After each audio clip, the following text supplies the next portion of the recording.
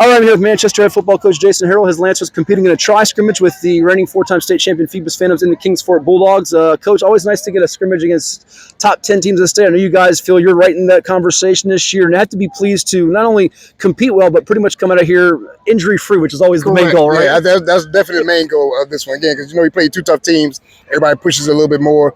The good thing, again, I said we competed well against both teams, and I thought we kind of did well with, playing with what we had today. We saw you win the Old Dominion 7-on-7 passing tournament back in June, which we'll hit on in a second. But from scrimmage one with Stafford to tonight, where do you think you've made the most progress, and what's kind of your assessment as you get ready for now game one?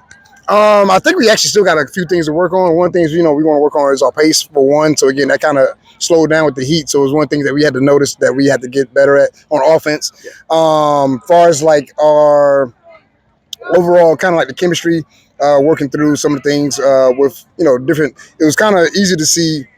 How the way teams play, the two teams play is kind of a little bit different. They look the same, but it's playing a little bit different. So you have time to game plan for that when we have film and things like that. So it was kind of calling plays on the fly right there. Something that we can, like I said, in the heat of the moment, that's a good situation for me. Sure. But like I said, we'll have time to game plan and see what we want. Well, I mentioned winning that 7-on-7, you have the skill pieces in place, correct, obviously with Landon Abernathy and a bunch of different guys that are committed to colleges already or getting interest for colleges at the next level. I know Landon Hicks, one of those guys that's a junior. Tell me about just what you're seeing in the trenches, because it felt like as the scrimmages went on, your defensive front and pass rush started to get more pressure on the opposing quarterbacks, and you did some nice things on that end. Yeah, correct. So again, it was led by like Camden Chalkley, and then we have another young guy, Antoine Page, that came in and made a nice play at the end of the game. So again, I'm really excited to see what those guys can do, because again, we can put Cam anywhere on the line. Yeah. So I mean, we just got to kind of find the right order and pieces to put around him to make us kind of dominant.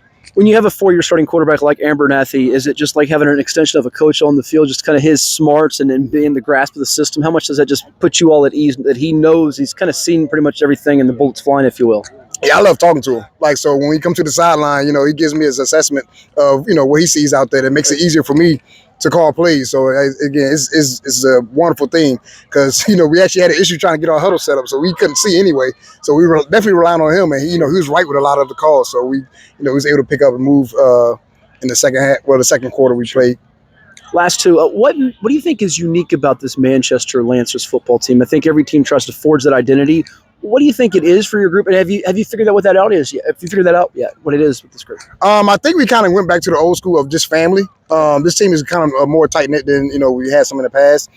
They all basically kind of hang out together and do things together, and we did all Midnight Madness kind of lock in, and so the guys are kind of pulling for each other more than kind of. I know everybody wants the stars and limelight and want to be the guy, but they actually are kind of like rooting for each other. Well, that cohesiveness matters. Big deal for you as you go into a new situation this year with this group, and you look at the region. Obviously 6A's got a defending champion Oscar Smith in it, but you have some new faces like an L.C. Burke coming up from Class 5, Thomas Dale. What's it going to take for this team to meet some of the goals, because it feels like you're building towards some really good things in front of you for this year? Yeah, so hopefully, like I said, we get our pieces behind those guys ready to play.